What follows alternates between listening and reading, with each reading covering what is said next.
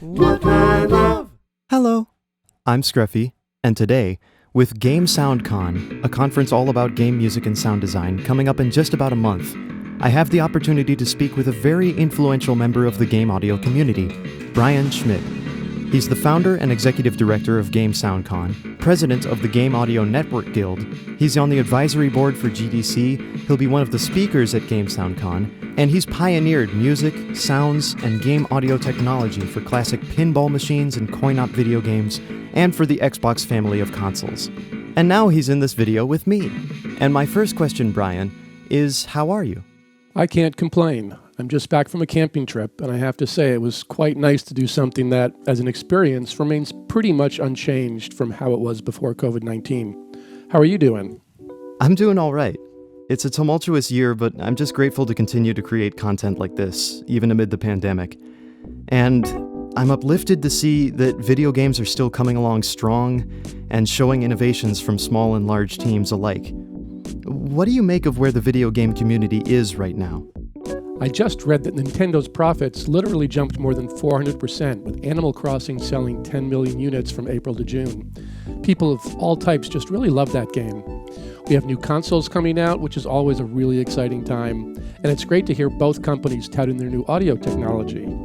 Mark Cherney, who's PS5's lead system architect, gave an unveiling of the PS5's capabilities a few months ago, and he spent 12 minutes of his 50-minute talk talking about audio. The console launch lineups are looking really strong too. So despite the big challenges that many are facing today, it's really an exciting time to be part of the game community. For the most part, we're amazingly fortunate to work in an industry that was able to make the work from home transition pretty smoothly. And in many game studios, we're accustomed to working from home remotely anyway. Right, we're definitely fortunate to have the technology to make games and soundtracks from home. Now, where did you get your start in video game audio? I was fortunate enough to land a really great gig right out of school in '87 at a pinball company called Williams Electronic Games. Despite going into college as a tuba major, I came out loving music composition and music technology with degrees in both music and computer science. At the time, to create game audio, you literally had to also be a programmer. So add music plus tech plus the fact that I grew up loving pinball, and it was pretty much a dream gig. I learned a ton from some really experienced game developers and how music and sound and games are all tied together both creatively and how the technology drives all of it. What unique challenges come with composing, designing, and programming for pinball machines? I like to think of pinball machines as sort of the original casual game before there were such a thing as casual games. Gameplay is relatively short, a few minutes, but it can also get very long for really good players. The rules are generally easy to understand, right? Use the flippers to keep the ball in play. But modern games also have very deep rule sets with multiple goals and challenges for expert players. The game states can change very quickly. One moment your goal is to do this, in an instant it may become to do something more valuable to try to accomplish some different task. So the music systems had to be very, very fluid. We had different musics for each of those states. It's also difficult to create a sense of urgency and energy without the soundscape getting overly chaotic. Sometimes in pinball machines, there are multiple balls flying around, each hitting targets, pop bumpers, ramps, and so on. I did an Apollo 13 game that would sometimes have 13 balls on the playfield at the same time. A true brute force approach where every action makes a corresponding sound would get really sonically crowded. So you do a lot of work thinking about how smart priorities you can do and what will make things feel excited without being cacophonic. That's a good point. Creating priorities in that soundscape can even help a player create priorities about what to aim for. Now, in addition to pinball, you've also composed music of the 16-bit console era, like Sega Genesis, SNES, and that music often gets overlooked. It's not as unique a genre as 8-bit chiptunes, but it also predated modern-day recorded scores. What were some of the challenges of doing sound for those systems? I definitely miss doing 16-bit console sounds. For a system like the Sega Genesis, or Mega Drive, the big challenges were, of course, polyphony and memory. The sound chip in the Genesis, all the music and sound had to be generated on the fly by the Yamaha synthesizer chip. That chip could only play 6 sounds concurrently and had to cover both music and sound effects. So our systems would let us very precisely decide what music tracks would get muted to allow the sounds to play. For example, I'd always keep the bass and drums going. But if the rhythm parts or even the melody temporarily went away during a sound effect, that was usually okay, and even beneficial from keeping the overall mix from getting too crowded. Of course, larger sound effects could use more voices, with the largest taking over the music completely. The limitations were actually kind of empowering, as Orwellian as that sounds. Being forced to reduce polyphony and relying mostly on these musical timbres that the chip could do well helped really focus things. Using FM, I could get pretty decent guitar, bass, and things like that, so games like Desert Strike or Jungle Strike had a lot of bass and guitar music. If I tried to make epic orchestral strings and brass music from a 6-voice FM chip, it wouldn't have been a very pretty sight. I definitely admire 16-bit era music for embracing those technical limitations to create engaging, intricate tracks while keeping all sound effects entirely readable. On the subject of overcoming challenges like that, do you have a proudest moment in your career? I kind of feel like I've had 3 different careers, so I might cheat and give 3 answers to this one. When I was primarily doing composition and sound design, it was probably when I found out that the Pixies had recorded a version of a theme from the video game Narc that I had made using FM, in fact. That was pretty cool and made me feel like, hey, maybe I'm not too bad at this. I also spent about 10 years at Microsoft, mostly on the Xbox team, and getting to be part of a project from when it was nothing more than a PowerPoint presentation to a solid player in the industry was pretty cool. The highlight there was creating the startup sound and knowing that every time someone powered on an Xbox, they were hearing a sound I created. There were also some really challenging technical issues for that particular thing that were fun to overcome. And most recently, I've been focused on education, probably a byproduct of both my parents being music teachers. And I've been really proud to see GameSoundCon grow over the past dozen years from just an idea I had to a very significant industry event. Just the other day, someone said that they'd gotten the ability to work on a pretty major project directly from a conversation they had at GameSoundCon last year. That's fantastic to know that you've had such a profound impact on the game sound industry and community.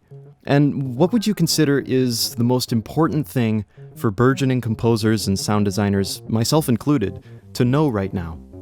If I had to boil it down to one thing, never stop being curious. Pretty much everyone I know in the industry never stopped being curious about their craft, with a real ingrained desire to learn new things. And that's not just about what the latest VST plugin or what's new in Logic Pro 10. We're in a very evolving industry where the technology and even the business side of things are in a constant state of flux. Game audio is inherently multidisciplinary and requires a combination of skills that don't appear to obviously go together, like composing and programming, or sound design and spreadsheets, or, say, the love of video game sound and pro-level art and video editing chops. While a composer may never write a line of game code in their life, it's still immensely helpful to have an idea how it works. Code is the DNA of any game. Knowing about it will help you understand how the music you write gets connected to the game itself and help you better communicate with your teammates. As Halo composer Marty O'Donnell said, "Oh, and everybody should take a programming class." That's a common thread I see in most of the people in game audio who have had long, consistent careers. I've got some questions for you. You've got this amazing collection of game sound and design analysis videos that manage to explain things simply, but also in a sufficiently nerdish way. What made you decide to make videos analyzing game music and sound? Did it surprise you that videos would have hundreds of thousands or even 1 million plus views? So when I started making analytical videos, it was just to document things in one of my favorite video game series, the Pikmin series, that I hadn't seen covered on YouTube before. I was still in college at the time, studying music composition, and once those Pikmin videos started to gain some traction, I decided to try incorporating more of what I learned in music classes into my videos, yet still always putting a musical concept in context of a game that highlights it well. And in that, I have found honestly my favorite thing to make. Fun videos that teach about music and sound while appreciating great examples of them. It definitely surprises me that these videos have reached as many people as they have, but I'm just delighted to know that so many people who enjoy the games that I talk about are interested in the work that goes into their soundscapes. How long does it take you to create a video like your Invisible Sound Design video, which I'll, by the way, now be making required watching for all my game audio students at DigiPen? Well, it greatly varies depending on how advanced I get with the animations, but the average is around 60 hours of work per video. I create nearly everything in each video, from the script to the narration to the visuals to the original music and sound effects. The invisible sound design video in particular was a new benchmark for me at the time. There were a lot of visual effects and audio editing that went into that I hadn't tried before, just to get the video to flow easy and evoke the impressionistic style of Breath of the Wild, but still feel handmade. So, suffice it to say that it's always a huge help when I'm able to have collaborators on the video, such as you. I love how you push the boundaries of what you knew. What did you say? A new benchmark for me. And the result was an amazing video with over 1 million views. You never stopped being curious and combined multiple passions. I think I see a theme here. You've obviously got some serious music theory chops, but also art and production chops as well. I'm thinking of your harmonic rhythm in Sonic the Hedgehog's music video. How do you make the decision of how deep into, for example, harmonic analysis to go without getting too wonkish? That's a great question, and I re-ask myself that every time I start production on a video. Any of them could be hours long if they went into the whole discourse on harmonic analysis, or if I described every video game that demonstrates a certain kind of harmony. So I tend to focus either on just one game or even one song, and my analysis is on the lighter side. I think these videos are like jumping off points, either to research some of the key terms that I bring up, or just to jump back into a game and hear what the video talked about for yourself.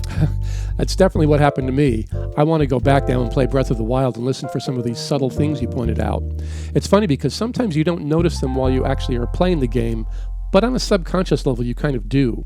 It's 100 little details, like your invisible sound design examples, that end up making the entire game something special. It seems like you're quite fond of jazz or big band music. Is there a Cuphead analysis in the works? Oh, I'd love to talk about Cuphead. I just need to get enough time to play through it. I know the soundtrack is already available, and I'm a huge fan of the soundtrack already, but in addition to talking about the jazz itself, I'd want to touch on the audio post-processing that allows the game to sound and feel like an old cartoon. And there's so much material there, so I'm definitely planning out a video for it. I'll definitely be looking forward to that one. Thank you. And truly, thank you so much for joining me for this little interview. Again, it's a pleasure to get to meet you and talk with you. And to listeners who are interested in, going into, or have some experience in the field of game audio, I hope Brian and I have provided you some insight. I encourage you to visit GameSoundCon's website, linked in the description. It occurs from October 5th to 7th, and it's all virtual this year. Tickets have been discounted from the usual $450 to just $25, but it'll still set the same bar with great speakers, such as Brian, and manifold presentations. Speaking of which, I'm going to be giving away 3 tickets to GameSoundCon in the giveaway link in the description. Just follow that link, enter your email, and write a short message about a piece of game music or a specific game sound design that really sticks in your mind, and why. I'll soon conduct a raffle to determine 3 winners, and I'll email you the tickets. And finally, I'd like to thank my patrons on Patreon for supporting this video. It's only my first month into using Patreon, and your generosity has blown me away, so thank you. And if anyone watching would like to become a patron, the link is also in this video's description. And with that, it's time for us to sign off. I'm Scruffy. And I'm Brian. And thank you very much for tuning in.